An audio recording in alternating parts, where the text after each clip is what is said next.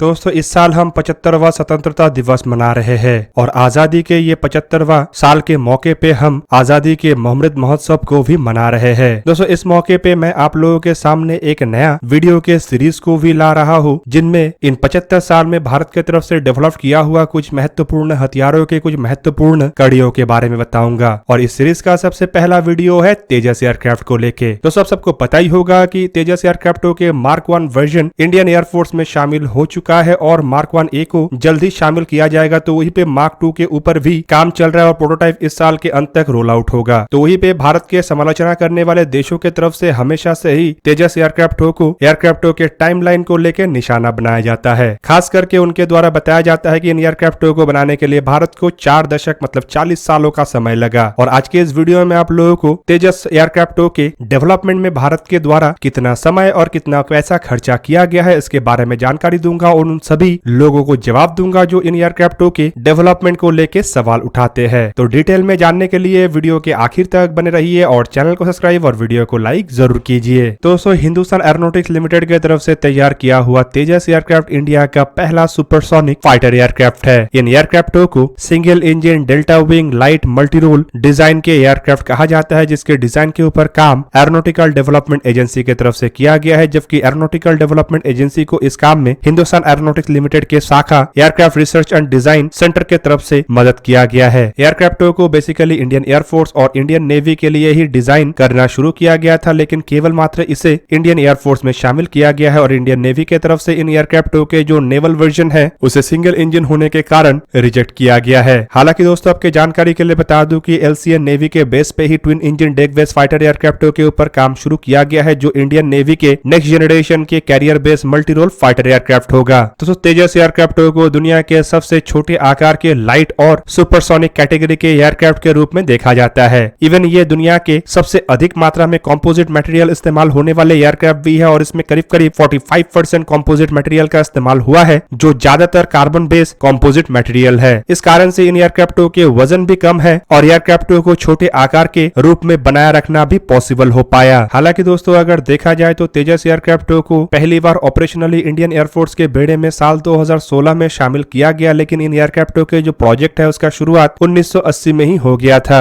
Aircraft के project का शुरुआत इंडियन एयरफोर्स के बेड़े के MiG-21 एयरक्राफ्टों को रिप्लेस करने के लिए शुरू किया गया था, लेकिन बाद में इसे जनरल फ्लीट मॉडर्नाइजेशन प्रोग्राम में भी शामिल किया गया ताकि इंडियन एयरफोर्स को और अधिक सेल्फ रिलायंस बनाया जा सके, जिससे देश को विदेशी हथियारों के ऊपर अधिक डिपेंडेंट होना ना पड़े। दोस्तों देखा जाए तो इंडियन एयरफोर्स के बेड़े के फिक्स्ड विंग एयरक्राफ्ट से लेकर रोटेटरी विंग एयरक्राफ्टों में से ज्यादातर इंडिया के द्वारा अन्य देशों से खरीदा जाता है, जिनमें करीबन 11 ऐसे देश शामिल है जिनसे भारत इस तरीके के हथियारों को खरीदता है। दोस्तों ऐसे देशों में जो प्रमुख देश है उनमें फ्रांस, रशिया और अमेरिका शामिल है और हाल ही में ही इंडियन एयरफोर्स की तरफ से फ्रांस से 36 डैसॉल एविएशन के राफेल F3R वेरिएंटों को खरीदा गया है। हालांकि इंडियन एयरफोर्स के बैकबोन कहे जाने वाले फाइटर एयरक्राफ्ट मतलब सुखोई 30 MKI, जिसे की फ्लैंकर एज भी कहा जाता है, उन्हें भी भारत के द्वारा रशिया से ही खरीदा गया है। और दोस्तों आपको जान के हैरानी होगा कि भारत कुछ मात्रा में नहीं बल्कि करीबन 272 ऐसे एयरक्राफ्टों को रशिया से खरीदा है। पर दोस्तों इंडिया की तरफ से डेवलप किया हुआ इन तेजस एयरक्राफ्टों के बारे में अगर हिंदुस्तान एरोनॉटिक्स लिमिटेड के वेबसाइट से जाने तो आपको पता चलेगा कि हिंदुस्तान एरोनॉटिक्स लिमिटेड के मुताबिक इन एयरक्राफ्टों को single engine lightweight highly agile multi role supersonic fighter aircraft का दर्जा दिया गया है, जिनमें digital fly by wire flight control system और एडवांस फ्लाइट कंट्रोल सिस्टम्स को इस्तेमाल किया गया है। एयरक्राफ्टों को डेल्टा विंग डिजाइन में बनाया गया है ताकि ये air combat, offensive air superiority, reconnaissance और एंटी शिप मिशन को अंजाम दे सके। एयरक्राफ्ट में भारी मात्रा में कंपोजिट मटेरियल को एयरफ्रेम में इस्तेमाल किया गया है, जो एक हाई स्ट्रेंथ मटेरियल होने के साथ साथ वजन में हल्का है, जिस वजह से इसके वेट रेशियो भी कम है। हालांकि इसके अलावा इस तरीके के मटेरियल के वजह से एयरक्राफ्टों को जो रडार सिग्नेचर है वो भी कम है। इसके अलावा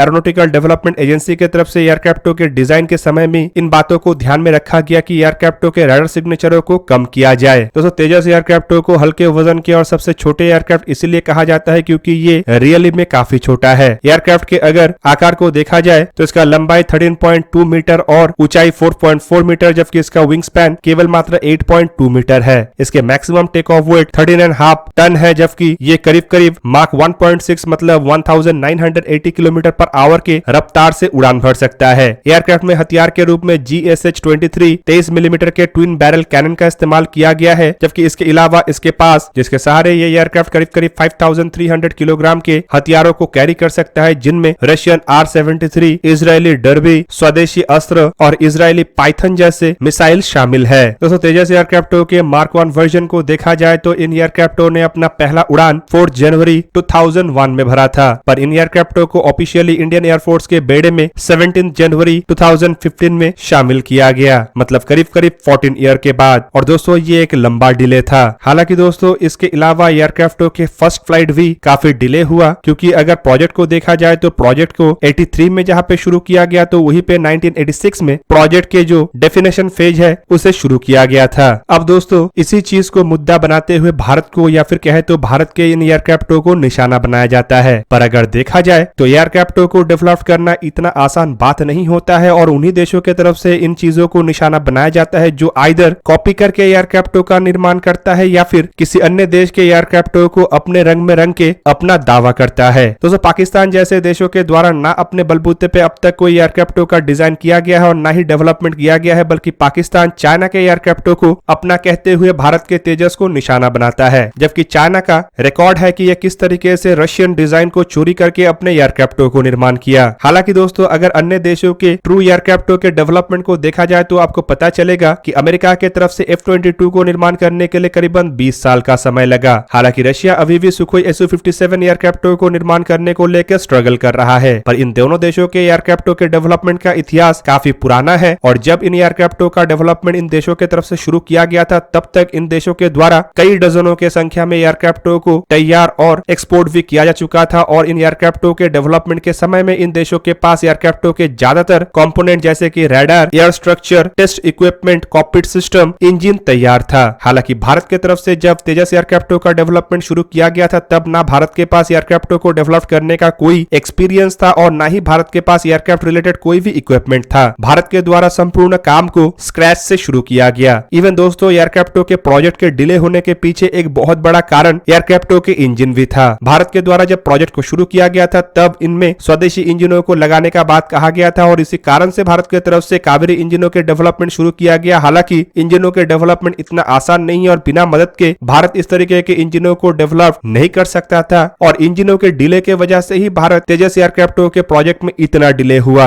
अब दोस्तों दूसरी तरफ अगर तेजस एयरक्राफ्टों के फर्स्ट फ्लाइट और इंडक्शन के अंदर के समय को देखा जाए तो ये करीब करीब 14 साल है, जबकि सुखोई Su-57 फाइटर एयरक्राफ्टों को देखा जाए तो इन एयरक्राफ्टों के द्वारा साल 2010 में फर्स्ट फ्लाइट करने के बावजूद साल 2020 में ही इन एयरक्राफ्टों को बेड़े में शामिल करना संभव हो पाया, वो भी लिमिटेड संख्या में। और रिपोर्ट के मुताबिक अब तक करीबन 6 ऐसे सीरियल प्रोडक्शन एयरक्राफ्ट रशियन बेड़े में शामिल होना संभव हो पाया है और वो भी ऐसे समय में जब रशिया एयरक्राफ्टों को निर्माण करने में एक्सपर्ट है। और दोस्तों इससे आप लोगों को अंदाजा लग गया होगा कि भारत के बेड़े में लिमिटेड संख्या के तेजस एयरक्राफ्ट होने के पीछे क्या कारण है। अब चलिए दोस्तों जानते हैं एयरक्राफ्टों के प्रोजेक्ट कॉस्ट के ऊपर। और दोस्तों प्रोजेक्ट कॉस्ट भी एक महत्वपूर्ण फैक्टर है जिस कारण से इन एयरक्राफ्टों के प्रोजेक्ट इतना डिले हुआ, क्योंकि कम खर्चे के साथ बेहतरीन एयरक्राफ्ट बनाना और मुश्किल हो जाता है। दोस्तों साल 2020 के रिपोर्ट के मुताबिक मार्च साल 2020 तक तेजस एयरक्राफ्टों के प्रोजेक्ट में 9063.96 करोड़ रुपया मतलब $1.1 बिलियन खर्चा किया गया, जो किसी भी अन्य देशों के एयरक्राफ्टों के डेवलपमेंट के मुकाबले में काफी कम है। अगर F-35 एयरक्राफ्टों के प्रोजेक्ट कॉस्ट को देखा जाए तो ये करीब करीब $50 बिलियन